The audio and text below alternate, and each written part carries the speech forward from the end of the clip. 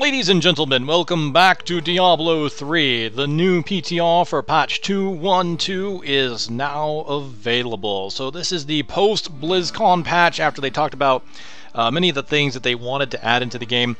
So looking at the main screen here, this is the Season 2. Season 2 is currently active on the PTR. I'm actually a little behind on getting this up because the PTR has been up about, I think, less than a week, but still, due to work and things like that, I'm having a hard time keeping up with a lot of the stuff. But hey, I was able to kind of watch the BlizzCon panels, see what they did. Everything's looking pretty good, but there are some lingering questions that we have regarding this PTR. At least some people do, and I myself will be included in that.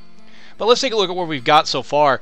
If you reach level 70 on this season, you get the next two pieces of this set that's been out. Remember the first season, you get the helmet and the shoulders. This season, you get the pants and boots, and they've already shown the whole set. The whole set will be available after Season 3. Season 3 will offer the gloves and the chest piece.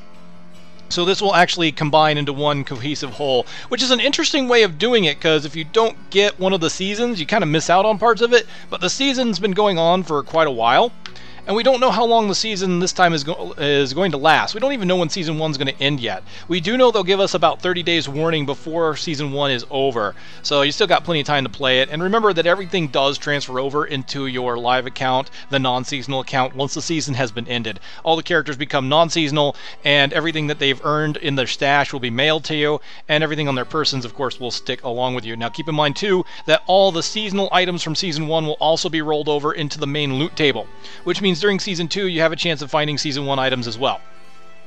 Okay, so we've got that. There's obviously a new set of icons for your banner, and this one is very seasonal related, as you can see, because the little leaf icon is now the accent and the main. Although it's got a pretty nice background and shape there, I think. Those are pretty cool. So you can earn those by gaining points during the achievement, or during the season, getting achievements. We have some new things to conquer this time. They're changing things up a little bit. They are removing some of the achievements, adding some new ones, trying to make things interesting. So, for example, get the lore books is one of them. Complete a Nephilim Rift at maximum level with on Torment 6 within 2 minutes. So they got a speed run there. Kill the following bosses at max level on Torment 6 within 20 minutes of the start of the game in hardcore, and there's a regular one, of course, for that. So that's interesting. They did take away things like get to level 70 as fast as, because they're like, well, it's just farming experience as fast as possible. They're like, hey, that's great, but it basically generally makes it so that you want to go out and just do nothing but experience farming to get that quickly as possible. Complete a 50 million gold streak while outside of the vault and inner sanctum. That's an interesting one, because the vault is like the one place you would think that would be easy to get. So I honestly wonder how that would go about. I think you're going to need some items like gold wrap and possibly the gold gem to just constantly get that, and you don't have to set that up in advance. It's pretty cool though, because these achievements, the way they're doing it, they're trying to make it so they're not something you're just going to get by playing the game. You don't need them to get things like this. These you'll get by getting normal achievement points, because every season resets your achievements for whatever character's on that season. So you'll get these by getting achievement points normally. These are ones, they're like challenges for like, here's a new season, here's something to like try and do to kind of prove that you can do it. And they're trying to make these things that you just can't do without doing them on purpose. For example, the lore books. There are some lore books you have to go out of your way to find. And then, of course, there's Reach Greater Rift level 35, which I haven't even done on my regular character yet. That's pretty bad. Oh, well, that's just me. I don't play often enough for that to happen. Alright, so we've got a new set of legendaries. Belt of the Trove. Every 7 seconds, call down bombardment on a random nearby enemy. For Crusaders, this is pretty awesome. I've seen some pretty good bombardment builds. The fact that this pulls down bombardment every seconds without you needing it. What's great about this, I would assume, is that it will use the rune that you have equipped if you have bombardment equipped. Most of the items that do this do that. Most of the items that use an ability will use the ability that you have on your bar if you have it on your bar. But I can't say that with 100% reliability. But the good news is even if it doesn't, you can now have bombardment without having it on your bar if you don't want to. We do have a new potion. This is a fear within 12 yards for 3 seconds. Now the potions, they are keeping defensive. And it was asked at BlizzCon whether they would consider offensive potions, but they don't want to do that. They're really trying to stay away from making items that are supposed to be defensive to also be offensive. They want a very clear, dedicated sign of purpose. Potions are very purposely defensive, so they don't want to add any offensive things on there because they don't want you to get into the habit of using your potion to gain an offensive edge and then not have it when you need it. Energy Twister Bracer. So this is obviously a placer name, but this is pretty cool because it's they're trying to get Energy Twister back into the floor for some wizards. Energy Twister periodically will pull in an enemy within 30 yards, and Energy Twister Vortex Hurricane Cyclone Stomp. Yeah, that's very temporary. Okay, so here's an interesting one. Gungdo Gear. You may recognize this one. This one is a legendary that's already out there, but it has no special properties at this point.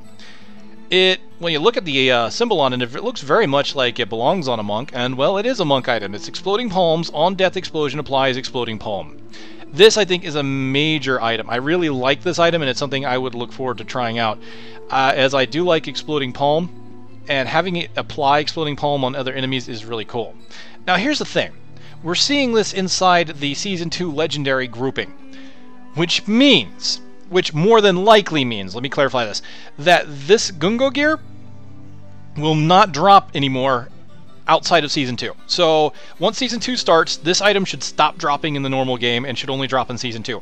That is the guess. Now the thing is it was asked on the forums whether that was the intent, and I don't feel like they quite answered the question effectively. They tried to answer it, but I don't think they answered exactly what people were trying to get at, because a lot of people were wondering, well, hey, is this a seasonal only legendary now, or is it an all-around legendary still? Because it's like, wait, this is an item that's already in the game, so you're going to take it away unless it's unseasonal.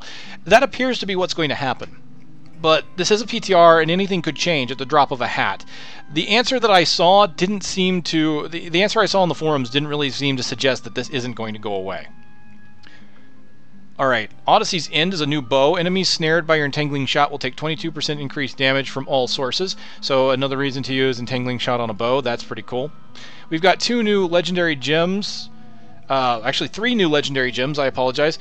This one is the Gem of E. So we do have... These gems are only going to be available during the season. Right, so basically what we have is 3 new gems, but they're only seasonal. So if you want to get the new gems and collect them, you're going to have to get them on the season, and then you could always transfer them over to your other characters once the season ends. Again, not knowing when the season ends, you may end up having to make a new character to make use of them, but here it is.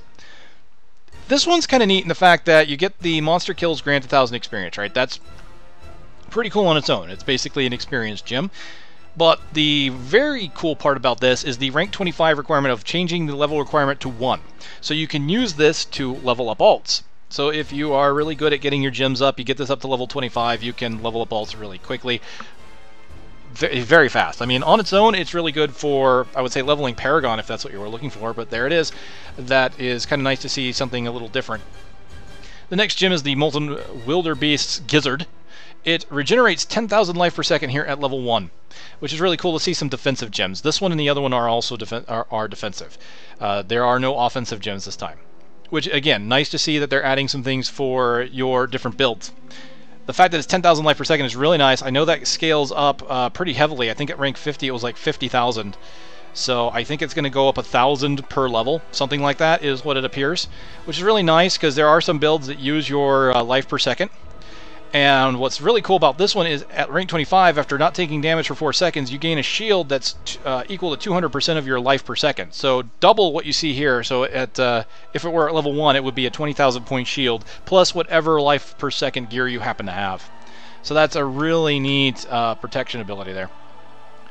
The Undisputed Champion!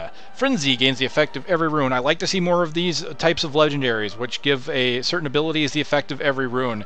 And the fact that they're on belts is really nice to see as well. So we're getting some pretty cool belts that are kind of a nice choice. Something that you have to say, do I want that or not? I don't care for Frenzy, but if I had the effect of every Frenzy rune, I may consider it.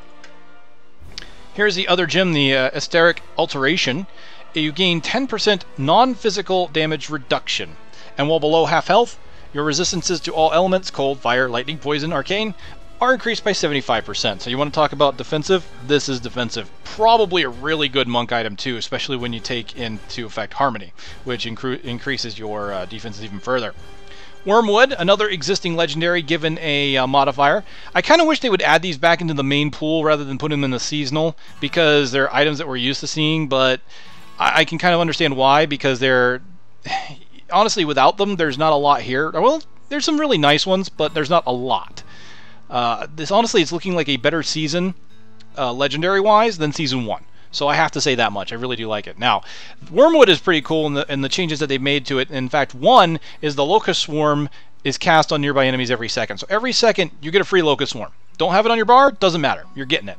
And it adds the damage over time for you. And of course, I'm pretty sure once again that it will use your runes if you have it, happen to have it equipped as well. But the best part is that it increases your poison skills. So it adds a definite poison. I believe it's 20 to 30, somewhere along the lines there.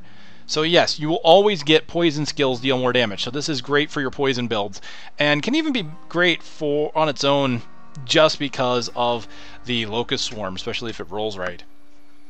Alright, that's just kind of a quick look at everything here on the Season 2 screen. I've already created my seasonal character, so I can just go back. So I've got to import my characters. And for those who haven't done a PTR, honestly, I've gone about this before. Honestly, all you have to do is go to your Blizzard account, either through us.battle.net or eu.battle.net or your regional equivalent. Make sure you have a go to your account, make sure you have a PTR account if you've never been on a PTR before. If you have, really all you have to do is go to the Blizzard desktop item and select, instead of the region that you normally pick, choose the PTR, and it will let you install it. Or in my case, it just updated. I didn't uninstall the last PTR. Now, I want to put a word of caution here for those of you who may have done what I did and just let it update. Sometimes PTRs are very self-inclusive and they're not meant to be updated. They are supposed to be self-contained. So having it patch was very strange to me, because normally they want you to just download fresh. So if you're like me and you downloaded the PTR as an update to your existing PTR because you didn't uninstall, keep that in mind, because if you run into problems, you may want to just consider uninstalling the PTR and re-downloading it. So that's just a little bit there. Alright, so what I'm probably going to do is copy over my characters. Just hit this. If I hit it now, it's just going to disconnect me, so I won't do it right now. But I'm going to copy over my characters, get some gameplay, and what we'll do is we'll go over the patch notes and we'll talk about them a bit. Alright, ladies and gentlemen, let's talk. Now, since I am a bit behind on this, I'm probably going to do a lot less editing than I normally do, and I apologize for that. Normally I like to put up patch notes as I read them and like kind of show you the highlights, especially when I'm talking about items. This is probably going to be more podcasty than it is video-y, so I've got some video going in the background for you guys while we just kind of talk about the interesting things that are going on with this patch. So we've got, starting right at the very beginning of the patch notes, there's already some pretty nice stuff here. One, they're making it easier with treasure goblins. They're adding a message in chat whenever one has been killed or escaped. So if you're not sure if a treasure goblin got away, it should be much more obvious now. One interesting thing is they keep changing stat names, so this always amuses me when they do this. So we've had the healing stat on the game for a bit, since they decided to consolidate everything into these three major events, right? You've got damage, you've got toughness, you've got healing. Well, healing is being replaced with the recovery. It's really the same thing. Unless they've made changes in the background, I'm not sure. They might have made some changes to it, but they didn't give any details, really. Recovery is an estimate of how much toughness you are expected to be able to recover in combat, and it's calculated using a combination of healing, life, and toughness. So it might have changed a little bit, because I know that your healing used to factor in things like life on hit versus attack speed, which it may still do, honestly. This description doesn't say it doesn't, but that's really one of the things that was always kind of confusing at times, looking and seeing a healing stat go up or down, even though there's no healing on the items I was comparing, and that was just because of other stats I already had. You can still see the healing number, so it looks like the recovery is a little bit more encompassing. So recovery should encompass everything, and then healing is something you can look at differently. That's a very odd way. I don't know what to think about that one. I'd have to play around with that a bit. So I haven't actually played on the PTR just yet. I'm going over these notes now. The footage you're seeing in the background will probably come later. Alright, so moving on. Life per vitality has been increased from level 67 to 70, so we should have higher health pools all around. Base life at 70 has been increased again, so once again, large health pools at the end. Now, you may remember they nerfed health globes earlier in one of the previous patches.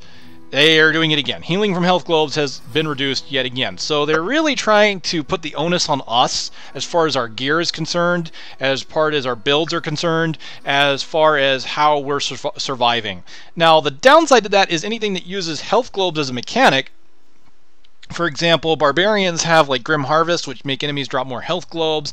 We've got mechanics that like Pound of Flesh, which give us more healing from health globes. Those are going to be a little less useful, I would say. Not that they've really been the best anyway, because health globes, you know, while they've been great, they are not the most consistent way of keeping alive. Another couple general changes that are kind of nice is they've made some improvements to prioritization when it comes to damage shields. We're talking about things like cheat death, absorb shields, percent damage reductions. Apparently there was some issues with those, and I know that there were some bugs. For example, I remember hearing about some bugs with things like cheat death, where it's basically a return to life mechanic, not working well with, my apologies, not working well with things like the gem that staggers damage over time. Like, people would, for some reason, not trigger their recovery mechanic and die, and some hardcore deaths were occurring that way. I believe most of those are fixed already, but they're making improvements regarding damage shields and their prioritization, which is a good thing.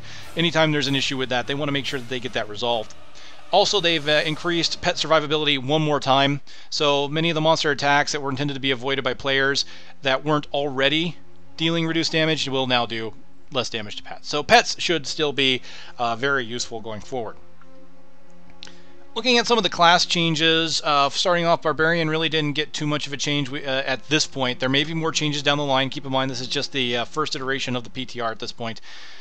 Frenzy is getting an update to Vanguard, which increases movement speed. Normally it caps at 15%, it's going to cap at 25%, so we should see anyone that likes Frenzy should move a lot faster now, if that's the skill you like to use, which I think is pretty cool. Again, I'm not a big Frenzy guy, but seeing that it is pretty nice. Demon Hunters have been given some elemental changes. We're basically losing out on our poison damage. They're trying to make it, I believe what they said was 2 to 3 elements per class. So it used to be that every class kind of had a little bit of every element. Not all. I mean, some classes didn't. There were some elements that some classes didn't have. But in general, you typically had most of the elements in your skill sets. And Demon Hunters weren't exactly too much on poison. Like, I remember thinking to myself, I would like to make a poison build because I started liking Parting Gift. I started really liking the way that kind of worked and how I played with it thanks to my random hardcore challenge. And I'm like, man, this is really cool, but I'd have to build poison. And to build poison, that would set me down to maybe 2 or 3 abilities that would be useful to me. And one of them was Chakram and Serpentine, which wasn't a bad choice, really. But that was one of the few choices I had. So what they're doing now is they're changing those around. Serpentine is going to change to cold, and Parting Gift is no longer going to be poison either. It's just going to be physical, so it's just going to be a bomb, not a gas bomb. So the downside there, though, is that means if I want to build around Parting Gift, I have to build physical. But that gives me a few more options than poison did. And along those lines, they're removing the others. For example, Grenade's Gas Grenade is being replaced with Cold Grenade, which leaves behind a puddle of cold on the ground. I don't know what a puddle of cold is. Isn't that just either ice, a patch of ice, or very cold water, I guess. It's a puddle of cold. Chills enemies for 3 seconds, and it deals cold damage, of course. So a few more options on grenades there. Suppression Fire has been redesigned on multi-shot. It causes multi-shot to knock back the first 2 enemies hit. This is an interesting change. Suppression Fire was your multi-shot's version of gaining discipline. So with Suppression Fire, you used to gain 1 discipline for every enemy hit to a max of 6. Now you're knocking back 2 enemies. Now, I'm not sure if I like that or not. Now, the reason they're doing this is because one of the sets is changing to give you more discipline. But the downside is losing this rune for multi-shot. And what really sucks is that it only does it for 2 enemies, the first 2 hit, which I honestly think is probably going to put Suppression Fire down the list for a lot of people. Although, if you've got items that make you do more damage when you knock back, I suppose that could be useful to you, but to me, that doesn't seem grand. I'm thinking they might have some iterating to do on that. I understand why they're changing it, but I think they might need to do a bit more changing. Sentry's getting some really nice changes that I like. Sentries are, they're trying to balance things out with sentries, and I'll be talking about the set changes they'll be doing a bit later as well. I'm not sure if a lot of these set changes will be appearing on this PTR. I think some will be coming later, but they're going to be making it so that Demon Hunters do more damage themselves rather than their sentries when they're focusing on a 6-piece Marauder set. The sentries will only use their spenders when you do. So it prevents that playstyle where you have a couple sentries up and you just sit there and play tower defense and hardly use your abilities, which I honestly notice for a lot of people is you put 2 spinders on your bar and just let your sentries use them rather than yourself use them, because otherwise you would run out of hatred too fast. In this case, they're trying to make it very much you help with that, and I kind of like that change because it makes it very obvious when if you want your sentries to do something, when you want them to do it, and the damage should come in a big burst. So if I use cluster arrow when all my sentries are up, all the sentries will use cluster arrow, and that's boom, a huge amount of damage all at once, which means you can coordinate that with certain other abilities for increasing damage. So overall, I think that's actually a pretty good change, and it puts the onus of damage again back on Demon Hunter hands. So what have they done with sentries, though, to help with this as well? Well, the cooldown has basically been removed on sentry. I say that, but that's not entirely true. The cooldown is still there, but what it is you hold charges now. So you hold 2 charges with a recharge time of 8 seconds. And it is, of course, affected by cooldown reduction. So what that means is if you haven't put a sentry down in a while, you can wait, or you don't have to wait, and you can put 2 down at once. Because the problem with sentry builds right now is you're kind of slow to build up. You go up to an enemy, you're like, okay, sentry down. You're kind of running around, waiting for your next pop, and then, okay, boom, another sentry down. And now you can just put them down back to back and not worry about it. Also, the hatred cost has been reduced. It's gone down from 30 to 20. I really like these changes when it comes to Demon Hunters. Going back to the poison thing, since I'm going down the list, this is no in particular order other than the order that Blizzard has put these in, by the way. I probably should have organized these a bit better before recording this, but hey, what can you do? Alright, cooldown was increased from 2 to 3 seconds on Smokescreen, so Smokescreen has been nerfed a little bit, and Choking Gas, which was one of the poison runes, has been removed and replaced with Vanishing Powder, which removes the discipline cost and gives it a cooldown of 8 seconds, which we've kind of seen before on Preparation. So we've seen that mechanic, the whole give it a cooldown but give you something else on the cooldown. We've seen that on, I believe that was Preparation. The skill rune Echoing Blast on Spike Traps has been changed from Poison as well. That one's going to Cold. So Cold Demon Hunters have honestly been something that's been getting popular lately.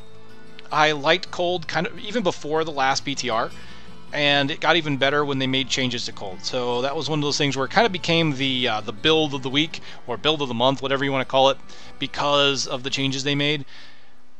I'm going to be a little hipster here. I liked it before it was cool. There you go. Whatever. No big deal. Passive skills, custom engineering has been redesigned as well. Really, they say redesigned, but honestly what they've done is changed it to match the new mechanics. It changes the number of charges active from 2 to 3. So basically that's what custom engineering used to let you do. Now you can have more active. It's the same thing, really. It's the same number of active sentries. It's just also increasing the number of charges you hold to make it match. You can put 3 sentries down really fast, which I like this, because custom engineering was a skill I used, but it was one of those things where you had to wait like 20 to 30 seconds, depending on what you were doing at the time, to put all 3 sentries down. Now I can just do bop bop bop. I've got 3 sentries, and that to me is fantastic.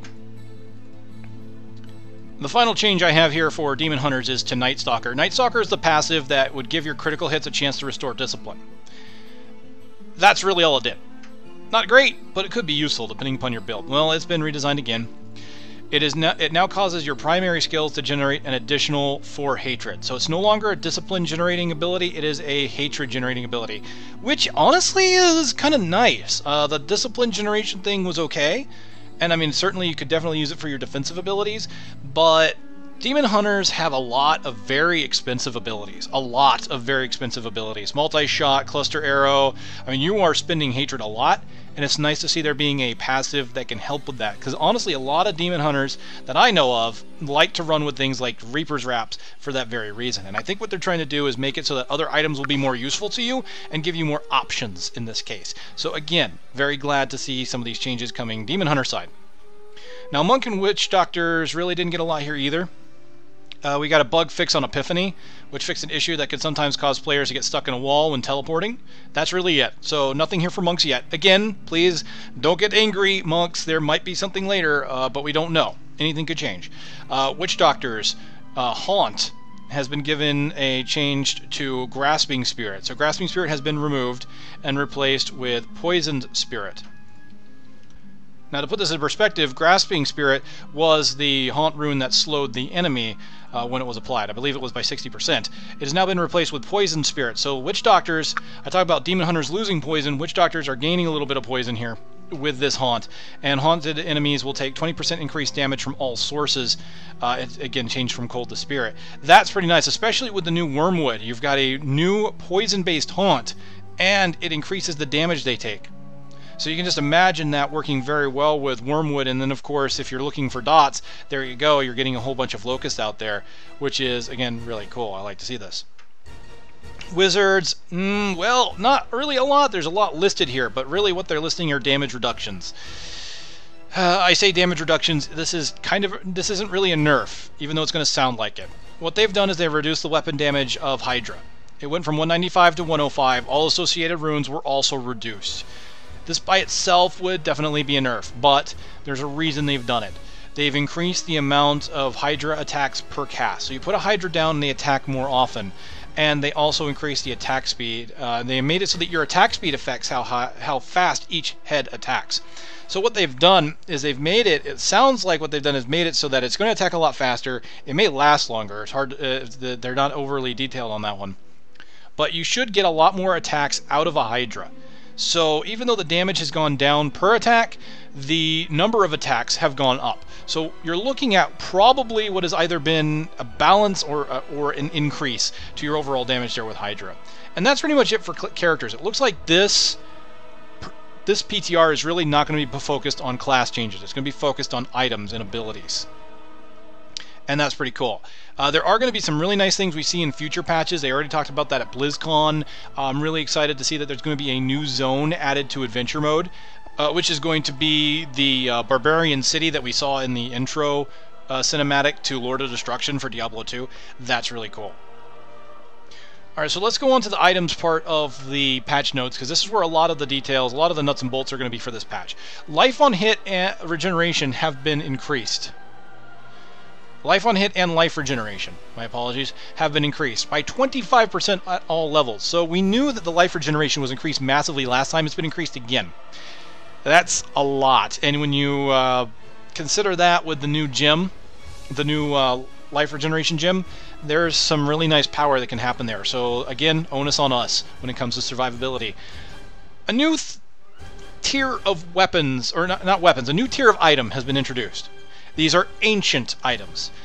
Ancient items are new legendaries, and that includes set pieces.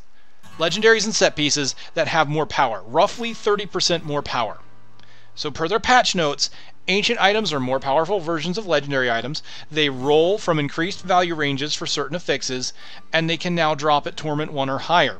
The drop chance increases with each Torment level. Now, the last time I saw Blue mention this, I believe it was like at a 1.5% chance that a legendary will be ancient at Torment 1, increasing to something along the lines of 10 to 15%. I believe it was 10% when they said it, at Torment 6. My assumption was that the higher your Greater Rift level was, that would increase, because the Greater Rift level will take into account the fact that you're getting closer to Torment 6, but once you hit that Torment 6 level, it stops. It doesn't go any higher than 10%, is what they've said. It will not go any higher than that.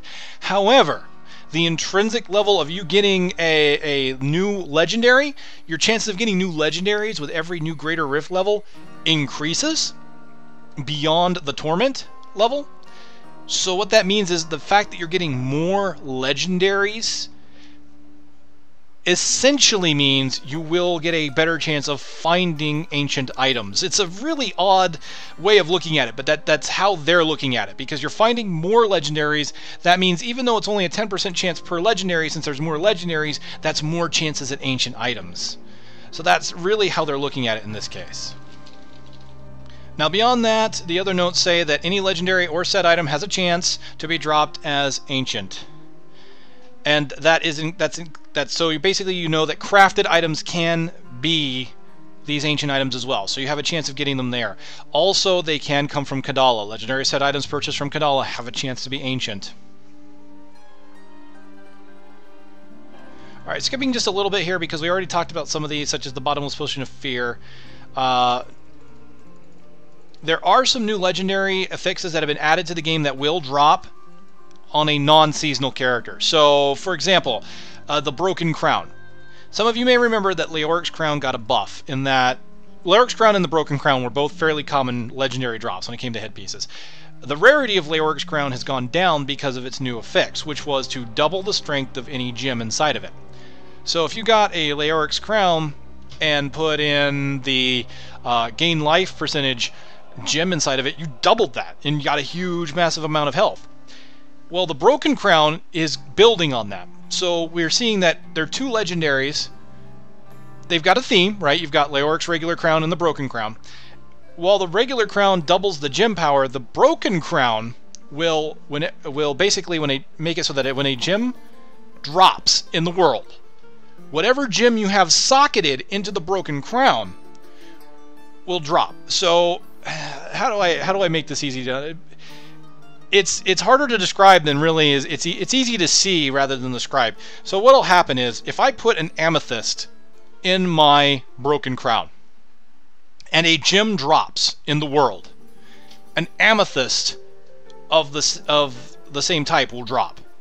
So it doesn't matter what type of amethyst. I could put a chipped amethyst in this helmet. The quality of the drop will be the same level as the gem that's dropped. So if I put a cracked amethyst in this Broken Crown and I find a Marquise ruby, a Marquise amethyst will also drop. So this Broken Crown has now become a way to farm gems. If you need a particular type of gem, let's say you're crafting, you're trying to change some of your rings or your amulets, and you need a particular type of gem, this is the perfect way to get it. So they've given us a way to farm particular types of gems using this crown. I think that's pretty cool, and I also like the fact that it's building on a theme that exists with the new Leoric's Crown that they added. They both have something to do with gems. One doubles power while one doubles drops, and that's pretty cool to me. Alright, we've gotten to the part of the notes where we talk about class-specific items, and this is what I was talking about earlier with Demon Hunters. The embodiment of the Marauder has been changed a bit. There's going to be more changes, actually. I believe that they haven't released the latest patch. This patch has it to where your 2-set bonus is now the damage of your hatred generators are increased by 40% for every sentry you have active. I believe that's staying. Alright, let me correct this, because let me tell you what the patch notes currently say, and so you can kind of get an idea of what they're trying to do. They're trying to make the Marauder set be more active, be more interactive. So what they did is they changed the 2-piece bonus from 500 dex to 40% more damage on your generators per sentry active. So 80% for 2, 120 for 3. And that's really cool because that means you can do more damage with your generators. And they changed it so the 6-piece set made it so that sentries will cast your spenders when you do, but they also made it so that your spenders will deal double damage. They made it so that your spenders would deal double damage, not the sentries. So your damage is still on top, but you have a bit more control over the sentries, and the sentries are still very powerful. Well, they've put out a recent note that they're going to change it again. I like this because there's some really nice changes here. A 2-piece Marauder set before was kind of boring. 500 dex, still very powerful. Even the change to make it so your generators do more damage was cool, but still not great. What are they going to do? Well, it's not in this patch, it's not in these notes, but it is where they're going to make it so that the 2-piece bonus of your Marauder set is to call all the companions to your side, which used to be the 4-piece set. That, to me, is fantastic because it means I only have to have 2 pieces to get that. The 4-piece will make your sentries cast your spenders. So they've made it so that the 6-piece bonus that we're all coveting right now can be obtained with a 4-piece. And I kind of like that because that means I can mix my Marauder set, a 4-piece set, with other sets and make something truly unique. Whereas before, what I wanted to do, I haven't finished my set yet, but what I wanted to do was replace the gloves to get myself Tasker and Theo. So what I would do is I would have all my pets, and I'd have Tasker and Theo to make all those pets attack faster, and of course Tasker and Theo would increase the attack speed of the sentries. This was also important considering that previously attack speed would make them cast the spenders more often. Well, now I don't really need that. I can get rid of Tasker and Theo if I want. But what I think would be kind of a neat addition to that set now would be to replace the chest piece as well, maybe put on the Cloak of the Garwolf. I could then have the Cloak of the Garwolf, Tasker, and Theo. That would give me 3 wolves and every other companion. I don't have to have the 6th piece of the Marauder set, and I've got a pretty nice army going for me. I think that would be kind of neat. I'd like to see what other people come up with these changes. Now, you may be wondering what's happening to the 6-piece bonus. The 6-piece bonus, this is where it's going to be tricky, because this can actually be pretty powerful too. Your generators, Elemental Arrow, Chakram, Impale, Multi-Shot, and Cluster Arrow will deal 100% increased damage for every active sentry. Now think about that for a moment. The generators, for one, that's great. So what they were going to change the 2-piece is now on the 6-piece, and it's added to. So your generators are going to do more. But a lot of your more powerful abilities, now Elemental Arrow, Chakram, I mean, they're very specific. I'm surprised they don't say all your spenders. They're very specific on which ones. But Multi-Shot and Cluster Arrow are both on there, and Cluster Arrow especially is a big damage dealer. 100% extra damage for every active sentry means you're going to do a ton of damage. Now this is for you, not for the sentries. The sentries will do the base damage. You will do twice as much damage with 1 sentry, 3 times as much with 2 sentries, and if you have custom engineering, that's 4 times the damage on your Cluster Arrow. Can you just imagine? I want you to think about that. Put maybe a mark for death on them. Get them, get them nice and ready to accept damage, and just slam on the Cluster Arrow. Lots of damage right there. And that's on your damage. It's going to be 4 times. Then you're going to have 3 sentries also performing Cluster Arrow at the exact same time you do. So honestly, I really like the changes they're doing to the embodiment of the Marauder. Minor change to Hell Trapper for those of you who may use it. It is a hand crossbow that would, on chance to hit, to summon a spike trap, caltrop, or sentry. The caltrop, sentries, and spike traps summoned by the item will no longer exceed normal cap. Now, I didn't realize it could do that. I figured it didn't. Nice to see that they're fixing that, because honestly, that's you shouldn't be able to kind of break it that much. Especially with the new Marauder set, I think that's going to be very important that they fix that. They're making changes to Monkey King's Garbs for Monk. This set used to be the one where you would gain additional damage if you had a staff equipped, which I kind of liked, because it was really fitting of the whole Sun Wukong vibe. He would always have a staff. He fought with a staff, so I like the fact that it used the staff with it, but it could be limiting if that's not what you wanted to do. So they've changed it a bit. The 2-piece set bonus will now allow you to cast Cyclone Strike, Exploding Palm, Lashing Tail Kick, Tempest Rush, or Wave of Light, and that will cause a decoy to spawn that taunts enemies and then explodes for 1000% weapon damage. So that really used to be the 4-piece bonus, where you would get a decoy that spawns taunts. Now, keep in mind that it also has a reduced amount of damage. It used to be 3,500, now it's only 1,000. So there is a big nerf there. However, they've made some changes, and keep in mind, this has been moved to the 2-piece set bonus. That's probably why it's been nerfed a bit, because it is now easier to get. And not only that, but the old 4-piece bonus used to require you to spend 75 spirit. Now you just have to use an ability. Casting Cyclone Strike, Exploding Palm, Lashing Tail Kick, Tempest Rush, Wave of Light. Those will allow you to spawn it, and then it'll do 1,000 damage. It sucks having it lose damage, but it will now deal the damage type of your highest plus elemental damage. So you don't have to... Well, before I don't even think it actually listed a damage type. No, it did. I'm sorry. It was as Holy. So now you don't have to worry about building Holy to use this set and gain additional damage from it. It will use your current damage. Now, to repay us for losing that amount of damage, they've also changed the 4-piece set that enemies hit by the decoy explosion will take 500% more damage from your Cyclone Strike, Exploding Palm, Lashing Tail Kick, Tempest Rush, and Wave of Light for 3 seconds. So basically, the abilities that spawn it will do 5 times the damage after it's exploded. So what is this doing? This is doing the exact same thing that the Demon Hunter set is doing, and putting the onus on the monk to do the damage. You're not going to do a bulk of your damage by summoning a decoy and the decoy doing the damage. You are the one doing the damage. They really want the hero to be the one that feels powerful, not necessarily the item, even though the item is really helping that. They're making it so that there's a nice balance there between what your items do and what you do, and I kind of like that.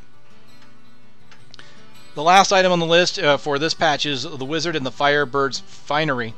The 6-piece bonus has been, it looks like, adjusted again. The Infinite Dot no longer deals damage to Rift Guardians if the player gets too far away.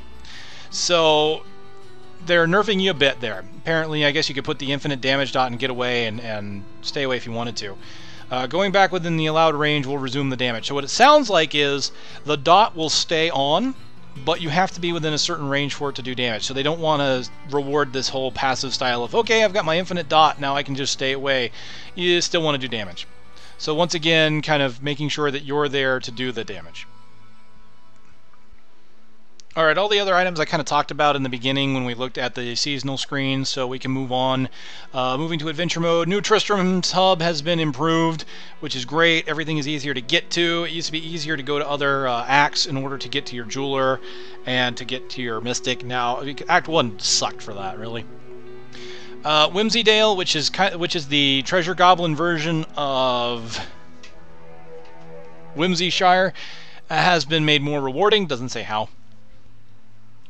Bounties and events. There were bounties that were disabled in patch 2.1. They've been re-enabled. I guess they've fixed them because they've made changes to their reward structure. Because it used to be, I believe we saw last season, a lot of people just getting up real quickly by farming Torment 6 and doing some of these adventure mode bounties that didn't require them to fight. So now the requirements have been changed on these bounties to make them a bit more unexploitable, I suppose. It doesn't say exactly what, but there it is. Changes to the first floor of the barracks make it easier to locate the second floor. Well, that's interesting. So let's talk about one of the probably more controversial changes here, because I talked once about Resurrected Corpse and how I didn't really care for it. Okay, so I like it to a degree now. To a degree, because they did make it so you can only resurrect a certain number of times before you ended up having to go back to checkpoint anyway. And I can kind of understand why they've made this change, because they described it well at BlizzCon. So what they're going to do is in Nephilim Rifts, you can no longer resurrect at a checkpoint. You now resurrect at your corpse after a delay. The respawn timer will increase with every death. Now this is being iterated upon, because they're not exactly happy where it is now, and they're not exactly happy where it was. So they're going to make changes. Keep that in mind. This will be changing over time. Why did they do this? Well, a big part of it was greater rifts.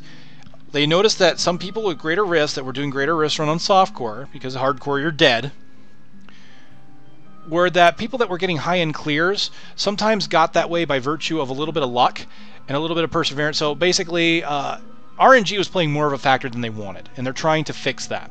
So, for example, you might die in a Greater Rift, and normally you'd have to go back to your checkpoint, which would cause you to run all the way back. But if you died by your checkpoint, you would just keep respawning there. It didn't matter. Now, they didn't like that because, well, that meant if you died further out and then you ran back, sometimes that 2-minute run back is going to kill your entire Greater Rift experience, and then you're not going to be able to continue. So they're like, no, we don't like that. So we're going to go ahead and let people revive at their corpses in order to make it so that clearing high-end Greater Rifts should be more about the player's skill. You may notice a theme here. The onus of damage is on us. The ability to clear Greater Rifts should now be more on our hands rather than RNG. They're also going to do things with pylons, which we'll get to a bit later, that should help us do everything that we want to do by our own hands. That is really what they're trying to do here. So, while I don't necessarily care entirely for the whole revive on corpse thing, I understand it by the reasonings they gave, because I understand why they would do that. So that makes sense to me. Now again, this is more than likely going to change. Alright, the Golden Experience Award upon completing a Greater Rift has been increased, apparently. But they do say that a current bug is that on 26 and above, they're more rewarding than they intend to be. They will be adjusted. Mini-maps have received changes to the way their layouts are generated, so we should see less of the repeated tile sets, like you may remember some of those long hauls. We should see less of those. Monster density has been increased in several rifts. Monster damage in Greater Rifts 26 and higher has been reduced, so they're I guess less one-shot deaths than 26 and above, which helps me because I honestly had trouble with those points. Rift Guardians have been giving changes, so they should be less frustrating but still fairly dangerous. I don't know them by name, unfortunately, but we've got Blood Maw, He was presented an unchallenging and unfair fight due to a combination of one-shot damaging ability, stuns, AoE damage. His leap attack has been modified to address those concerns, but will trigger more often to make the fight feel more dynamic. So he will do it more often, but it shouldn't do near as much damage. Arathon has received minor changes to his dash attack. The AoE element has been replaced with a ranged attack to give more challenge to ranged characters. And Rhyme was an unfair opponent for melee. The fight's been restructured so that his AoE can no longer overlap, and the duration of each has been reduced.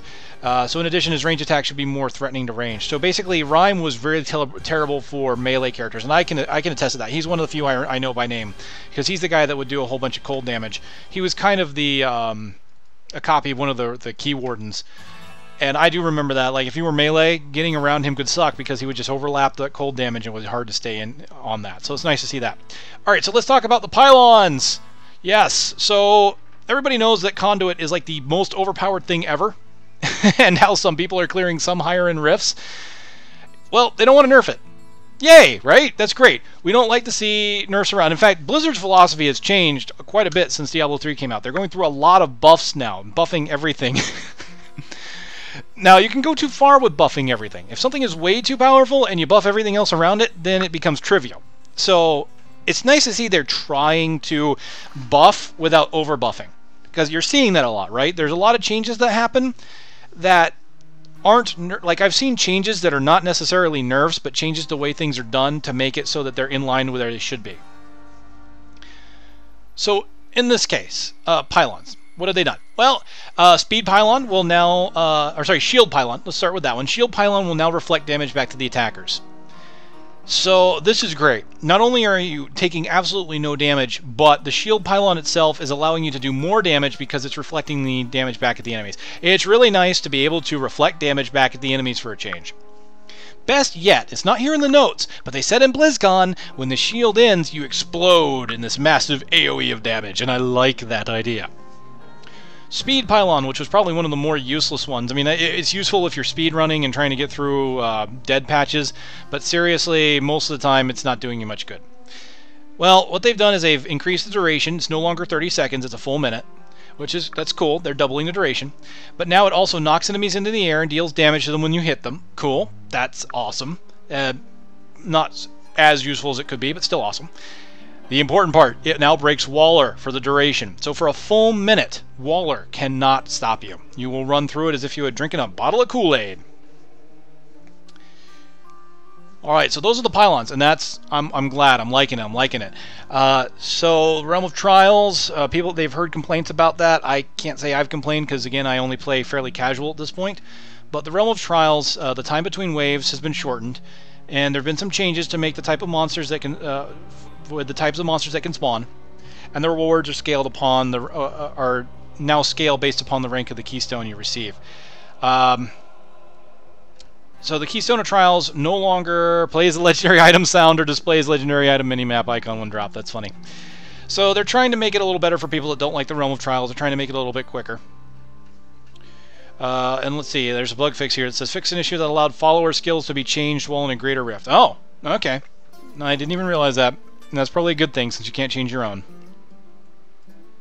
Okay, let's move on to monsters. And an interesting move, and one I think I understand, because these are affixes that were hindering to people at high ends of play, trying to speed through things like Greater Rifts. Extra Health and Vampiric have been removed from the game.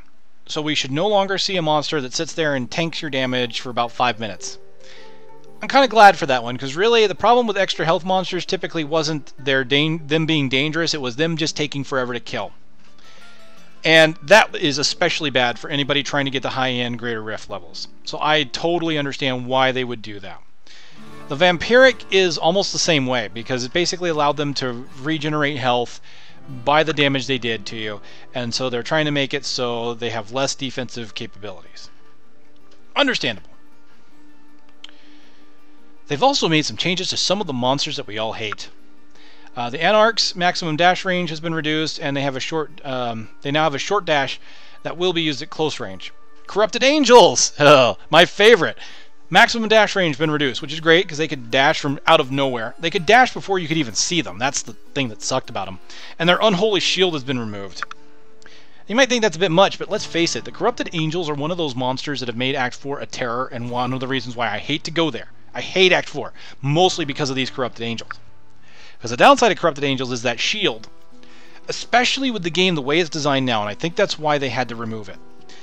The way the game is designed now, when you think about it, we all focus on a single element. Most people focus on a single element because of all the plus elemental damage. Now the downside to this is a lot of builds don't mix up skills anymore, because you want to use something that uses that damage type. The good news is that most skills have a variant of an element that you can use. And even better is that sometimes you don't have to use plus the element that you have plus damage on for some skills, because they can be useful anyway. But we're focusing on single elements a lot now. And Corrupted Angels, their shield, what it would do was take the first element you hit them with and give them a shield that greatly reduced the damage that you did with that element. So unless you are a character using multiple elements or playing in a group with using multiple elements, which could be tricky if you're all playing Demon Hunters using cold, for example, you would have a hard time killing these damn angels. I hated these things. So now the shield's gone. Finito. They no longer will absorb a ton of damage. And this goes hand in hand with the whole extra health and vampiric thing being removed.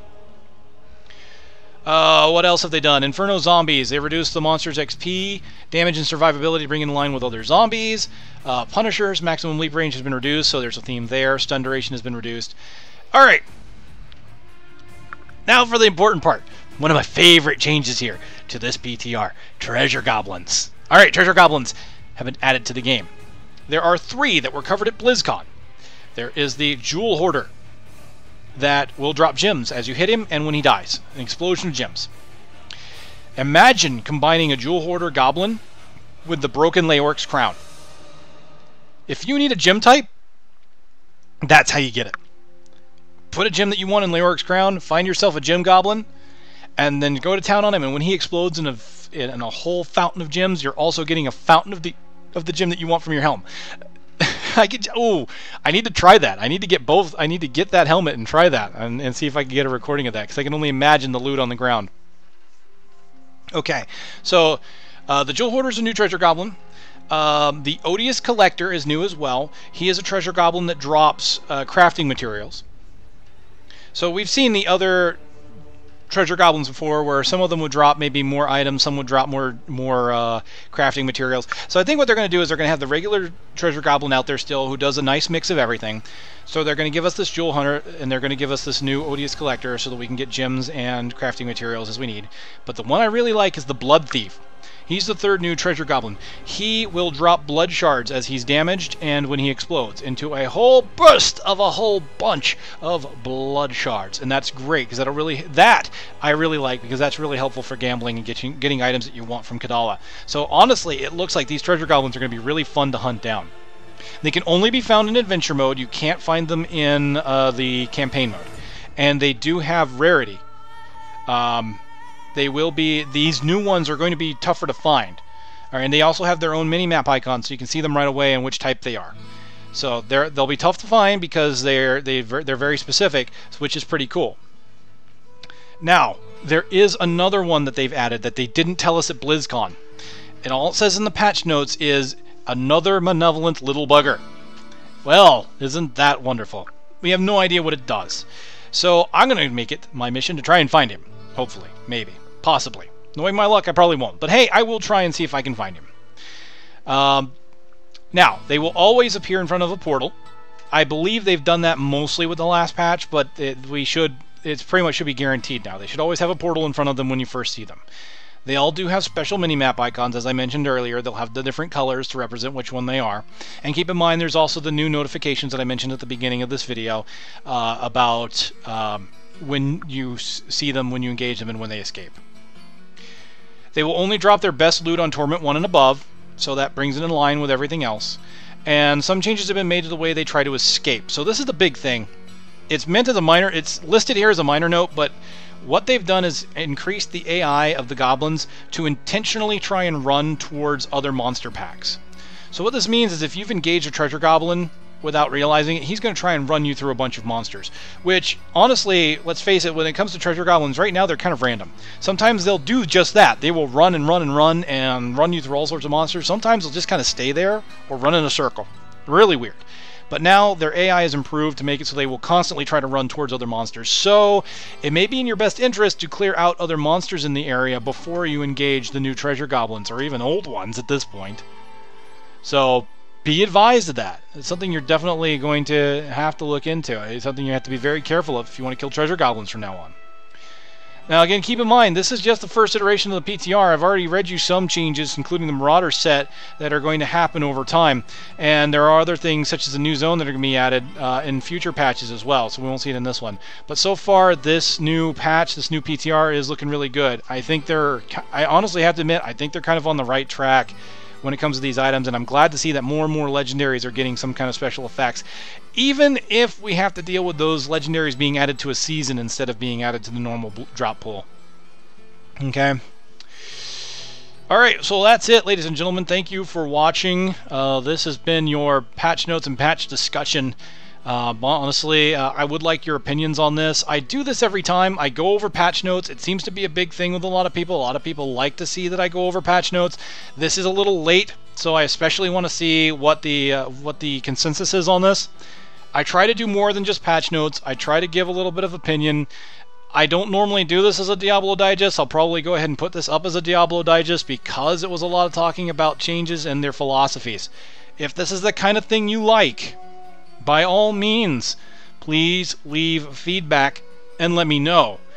If you would like to see changes to this format, if I ever go over another set of patch notes, if you'd rather see something different. Now again, this time I'm not going to make a whole bunch of editing to this video. I know that already because I'm so far behind. I just want to be able to edit the audio and get it out there. So please, if you have suggestions, changes you would make, anything, let me know. And I always watch, I always read. I always like to see what you guys have to say. So thank you very much again, and I'll see you guys next time. Enjoy the new patch and the new PTR, guys.